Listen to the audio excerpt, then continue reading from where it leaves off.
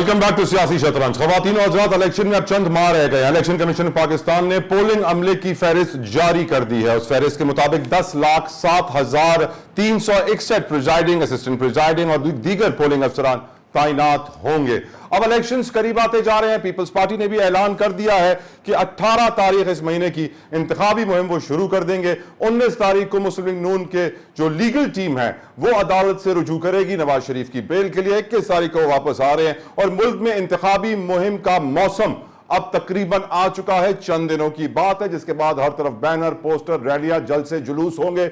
लेकिन अगर सियासी अखाड़े की बात की जाए तो पुराने इत्तेहादी आज एक दूसरे के सामने खड़े हैं। बात करें नून लीग की और पीपल्स पार्टी की, क्योंकि इस वक्त यही दो बड़ी जमातें नजर आ रही हैं। पीटीआई के जो रहनुमा उनको छोड़ के जा रहे हैं, वो इस्तेहकाम पाकिस्तान में जा रहे हैं। पीपल्स पार्टी या नून लीग में नहीं जा रहे हैं, ये भी एक सवाल बनता है क्या वजह है इसकी। लेकिन गुफ्तगू करेंगे। हमारे साथ मौजूद हैं इस वक्त दो सीनियर रहनुमा पाकिस्तान पीपल्स पार्टी से। बैरिस्टर आमिर हसन हमारे साथ मौजूद हैं। Thank you so very much barrister साहब, आपने अपना कीमती वक्त हमारे लिए निकाला। और नून लीग से सितारों के मोहताज नहीं है, खीलदास कोहिस्तानी साहब हमारे साथ मौजूद है। कोहिस्तानी साहब, thank you so very much for your time. मेरा पहला सवाल बैरिस्टर साहब आपसे है। पहले भी जरदारी साहब ये कह चुके हैं इलेक्शंस के ऊपर, जब उनको एतमाद नहीं था, रिजल्ट्स उनके फेवर में नहीं आए तो ये आरओ इलेक्शन है और पोलिंग अमले के जरिए इलेक्शंस मनूवर किए गए। इस वक्त खुर्शीद शाह का कई बयान इस वक्त जेर गर्दिश है खबरों में, जहां वो कह रहे हैं कि नवाज शरीफ साहब का वेलकम नून लीग नहीं करेगी, तीसरी कुव्वत करेगी। क्या एस्टैब्लिशमेंट की तरफ इशारा है आपका? बहुत शुक्रिया जी। देखिए, एक पाकिस्तान की सियासी तारीख है और निगरान हुकूमतें हैं।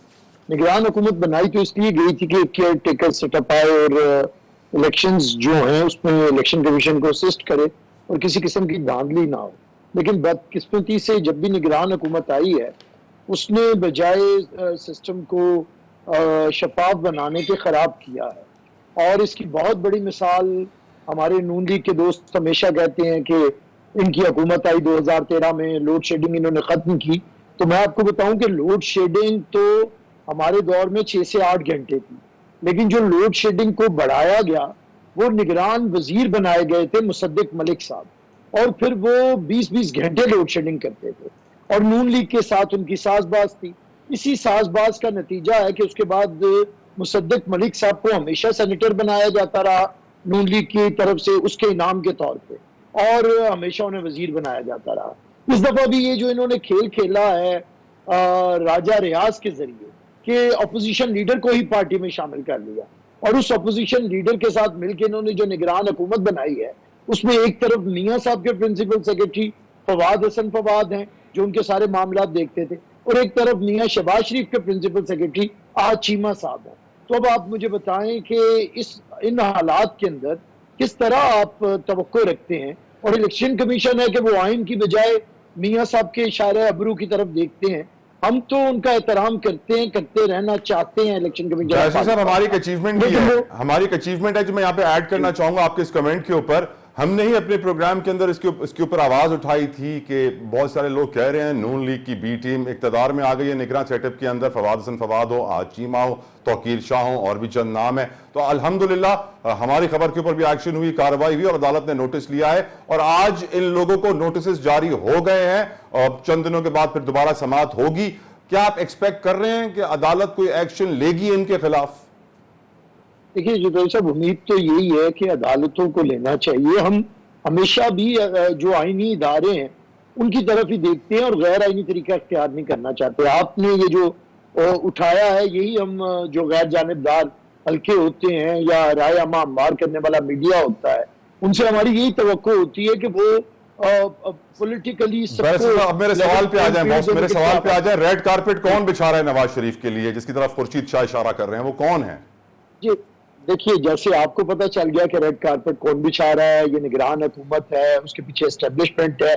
बदकिस्मती ये है कि हमारे में जो सियासी जमातें पीपल्स पार्टी के अलावा जब इन पे बुरा वक्त आता है तो उस वक्त ये आइन की बात करती हैं, जमहूरियत की बात करते हैं, लेकिन जब ये दोबारा इन्हें मौका मिलता है तो फिर ये बी टीम बनते हैं, फिर ये किसी अमीर गुल को तलाश करते हैं एजेंसियों के अंदर, एस्टेब्लिशमेंट के अंदर।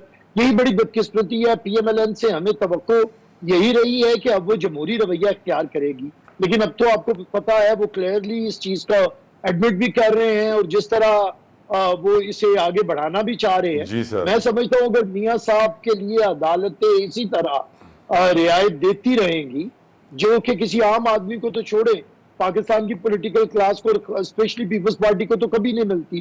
ہمارے تو بانی چیئرمین کو شہید کیا جاتا ہے, محترمہ کے کیس کا کوئی فیصلہ نہیں ہوتا, اور یہاں پہ کوئی کنوکٹ بھی ہو تو اسے باہر جانے کی اجازت ہوتی ہے. بیرسٹر صاحب یہ بھی تو کہا جاتا ہے کہ زرداری صاحب 14 سال جیل کاٹ کیا ہے لیکن جوڈیشل ریفارمز کے اوپر انہوں نے کبھی زور نہیں دیا. I'll come back to you barrister صاحب. کھیل داس صاحب کو گفتگو میں شامل کرنا چاہوں گا. کوہستانی صاحب, آپ کے اوپر الزام ہے, آپ کی پارٹی کے اوپر الزام ہے, آپ بیک ڈور پالیسی بہت زیادہ استعمال کرتے ہیں, پیچھے کا رستہ. خورشید شاہ صاحب نے الزام لگایا ہے. کیوں سر آپ لوگوں کو پسند ہے پیچھے کا رستہ؟ جی السلام علیکم. بہت شکریہ سر. مجھے نہیں پتا کہ جو خورشید شاہ صاحب یہ بات کر رہے ہیں, تو جو خورشید صاحب کہہ رہے ہیں کہ وہ سمجھتے ہیں کہ ان کی ڈیل ہے اور ڈیل کر کے آ رہے ہیں, عوام کی طاقت سے نہیں آ رہے ہیں. تو نواز شریف صاحب عوام سے ملنے آ رہے ہیں, مینار پاکستان میں ان کو خطاب کرنے آ رہے ہیں, تو یہ عوام کا رابطہ نہیں ہے تو اور کیا ہے؟ جہاں تک یہ کہتے ہیں تو یہ محترمہ شہید بے نظیر بھٹو صاحبہ جب 2007 میں آئی تھی تب بھی یہ کہا جاتا تھا کہ یہ محترمہ جو ہے این آر او کر کے مشرف سے آئی ہے. تو اب نواز شریف صاحب کے لیے کہتے ہیں این آر او کرتا ہے, تو اگر یہ این آر او میاں صاحب کرتے یا محترمہ کرتی تو مجھے بتائیں 3 دفعہ ان کو ڈسکوالیفائی الیکشن سے دور رکھا گیا, 2002, 2008, 2018. ہائیجیکنگ کے جھوٹے کیسز بنائے گئے, پاناما کا ڈرامہ رچا کے اس کو نائل کیا گیا, کیسز اس کی بیٹی کو گرفتار کیا گیا, اس کی پارٹی پہ کریک ڈاؤن کیا گیا, اس کے سینئر رہنما سارے گرفتار ہوئے, شہباز شریف صاحب پارٹی کے صدر گرفتار ہوئے. تو جو پارٹیاں این آر او کرے گی, جو بات چیت کرے گی, تو وہ کیا جیلوں میں رہیں گے؟ وہ کیا 3 الیکشن؟ لیکن کوہستانی صاحب, وداؤٹ ڈیو ریسپیکٹ سر, میں یہاں پہ کچھ ایڈ کر دوں چھوٹی سی بات. جو بھی پارٹی ہارتی ہے وہ جیتنے والی پارٹی پہ یہی الزام لگاتی ہے کہ وہ پیچھے کا رستہ استعمال کر کے آئی ہے. آخر یہ ہماری سیاست سے پیچھے کا رستہ بند کیوں نہیں ہو سکتا حضور؟ دیکھیں نواز شریف صاحب جب بھی آتے ہیں منشور لے کے آتے ہیں. 2013 میں جب انہوں نے الیکشن کی تھی ایک منشور لے کے آئے تھے, اور اس منشور پہ عمل درآمد 4 سال اس نے کیا. آپ نے دیکھا ملک میں لوڈ شیڈنگ ختم ہوئی, اندھیرے ختم ہوئے, روشنی بحال ہوئی, دہشت گردی ختم ہوئی. ہم نے ڈیلیور کیا, ہمیں عوام منتخب کرتی ہے. اب بھی پاکستان کی عوام چاہتی ہے کہ نواز شریف صاحب آئے, تو پاکستان کو نواز شریف صاحب کی ضرورت ہے. تو عوام اگر ان کو مینڈیٹ دے گی تو ہم ڈیلیور بھی کریں گے. جو آج ٹھیک ہے. بیرسٹر صاحب یہی سوال پوچھتا ہوں میں, بیرسٹر صاحب سے یہی سوال پوچھتا ہوں. بیرسٹر صاحب یہ ہماری رائٹ کوہستانی صاحب, بیرسٹر صاحب ہماری سیاست سے یہ پیچھے کا راستہ بند کیوں نہیں ہوتا؟ جو پاور میں آیا پیچھے کے راستے سے آیا, کیوں پسند ہے ہمیں پیچھے کا راستہ اتنا؟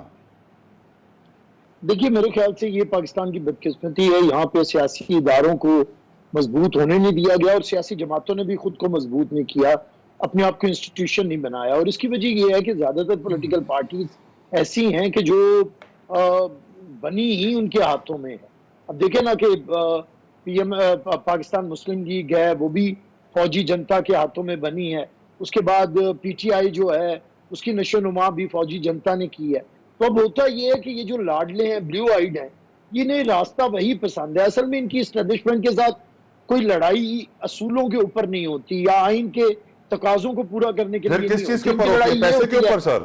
نہیں, کہ لاڈلا ہمیں بنایا. لاڈلا جب یہ لاڈلے نہیں رہتے, جب یہ آرمی چیف کو آئی جی کی طرح ٹریٹ کرتے ہیں اور سمجھتے ہیں کہ آرمی چیف کو کیونکہ انہوں نے نامینیٹ کیا ہے تو وہ انہیں سلیوٹ کرے گا, ان کے آگے سر تسلیم خم کرے گا, وہ آئی جی کی طرح بیہیو نہیں کرتا جیسی کہ کئی وزراء اعلیٰ کو عادت ہو گئی ہوتی ہے آئی جیز کو ٹریٹ کرنے کی.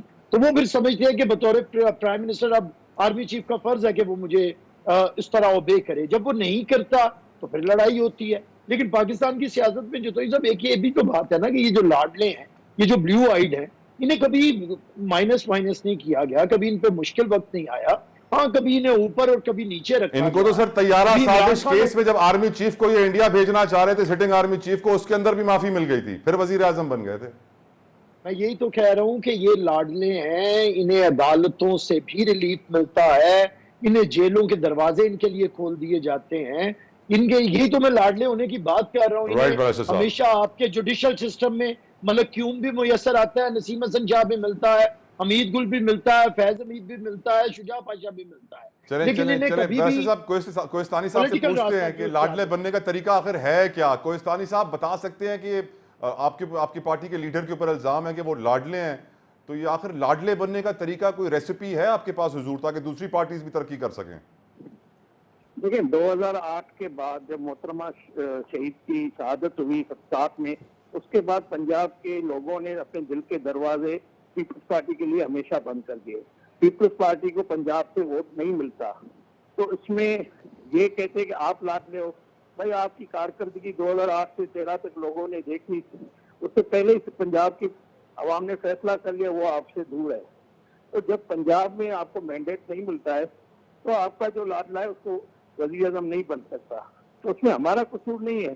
آپ اتنی سندھ میں اچھی کارکردگی دکھائیں کہ پنجاب کے لوگ متاثر ہو سندھ سے، تو آپ کو ووٹ دے، آپ وزیر اعظم بن جاؤ گے. اس میں لاڈلے کی کیا، لاڈلا تو عوام بناتی ہے نا، وزیر اعظم عوام بناتی ہے. نہیں بیرسٹر صاحب بتا رہے ہیں کہ لاڈلا جو ہے وہ ادارے بناتے ہیں، عوام نہیں سر. نہیں دیکھیں نا، اگر یہ ہے تو پھر پیپلز پارٹی 2008 میں سندھ کا جو مینڈیٹ لے کے آئی ہے، جو مینڈیٹ ابھی 3 دفعہ وہ سندھ میں بنا ہے، تو وہ سندھ کی عوام نے اس کو مینڈیٹ دیا ہے نا. پھر وہ بولے کہ ہمیں بھی سلیکٹ کیا جاتا ہے. اگر عمران خان 18 میں سلیکٹ ہوا تو پھر یہ بھی سلیکٹ ہوئے. یہ بات نہیں ہے، عوام کو فیصلہ کرنے دیا جائے. عوام لاڈلا بنائے یا وزیر اعظم بنائے یا سر کا تاج بنائے، یہ پاکستان کی عوام کو فیصلہ کرنے دیا جائے. رائٹ. بیرسٹر صاحب آج ایک اور بڑی ڈیولپمنٹ یہ تھی کہ پی ٹی آئی کے سابق رہنما میں کہوں گا فاروق حبیب جو اب پی ٹی آئی کو الوداع کہہ گئے ہیں، استحکام پاکستان پارٹی میں آ گئے ہیں. یہ پی ٹی آئی کی جو وکٹیں گر رہی ہیں حضور، یہ نون لیگ میں بھی نہیں آ رہی، پیپلز پارٹی میں بھی نہیں آ رہی، استحکام پاکستان پارٹی میں جا رہی ہیں. اس سے کیا ہمیں سمجھنا چاہیے؟ کیا پیپلز پارٹی نون لیگ اچھی پارٹیز نہیں ہے سر؟